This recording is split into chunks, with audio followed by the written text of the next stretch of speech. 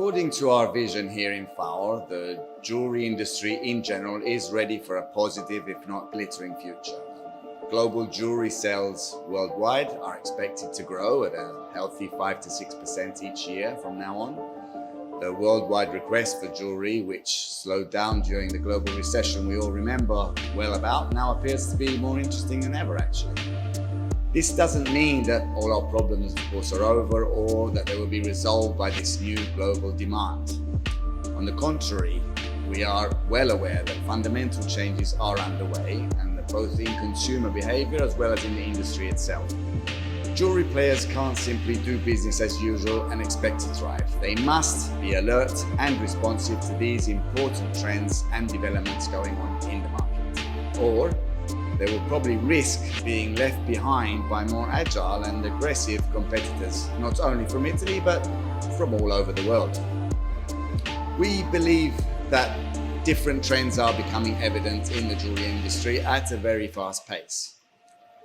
Innovation and creativity, not only in products offered, but also towards the future idea of business in general. Brand credibility and reliable products are expected by consumers worldwide.